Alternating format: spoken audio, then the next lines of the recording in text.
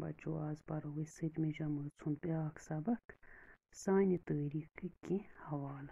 वह शुरुहम सबक गोडनुक गो ही माल तो नागराय ही माल तो नागराय दलील गोड पंडित रत्नागर नब कशीर इलमन रत्नागर पुरानस मज संस्कृत जबान मज लेचमस अत किताब ओस अल्लामा मुल्ला अहमदन बडशाह सबन वक्त फारसी तर्जुम कोरमुत गोड रो असल तो पत अमुक तर्जुम ते वारिया काल गसित लोब गो अथ लोग मोरिक हसन शाहस तर्जुम अकिस पठानस निश यस मुल्ला महमूद नाव ओस तो रावलपिंज नजदीक पंडोरी गामस मज रोजान ओस 13वीं सदी मज ओस न कलहन पंडितस रत्नागर प्रान अथी आमुत येम कन राज तरंगनी मज तिमन 15 राजन हुंद तजकिर छुन आमुत यमने 15 राजन मज ओस अख राज बलदेव यस संज राजधानी बलपुर तहसील शुपियन ओस राजधानी गई कैपिटल अत गामस हमसाय ओस आज ही माल तो नागराय संदिस नावस पे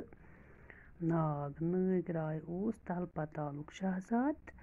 ही माल ओस राज बलदेवन कोर यम रले न अख अकिस सद यमन रले न अख अकिस सद जात लिहाजा सपदुक न खानदर पद गो दोयम बोंबुर तो ललर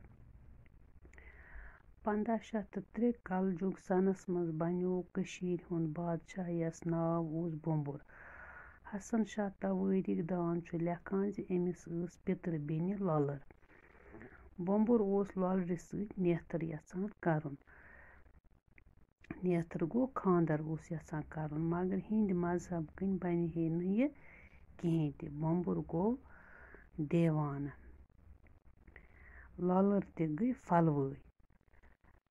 आखिर मूल ओन दुशवई दपान यम आय अक्सी आवरिन मज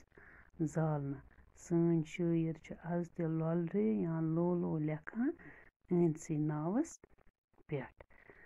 ब्याक छु पत मराज तो कमराज कशीर मज ओस अख बादशाह संदेमान ये गुजरो 536 कलजुग सनस मज अमिस जनीची अकिस ओस नाव कामन देव तो दोयमिस ओस नाव मरहन देव मल सिंद मरन पत बगरो यमो बारनो सल्तनत अक रोट कशीर हुंद खोवर हिस तो बी रोट दछुन कामदेवस आव खोवर हिस तो मरहन देवस दछुन कामदेव सिंदिस हिस्सस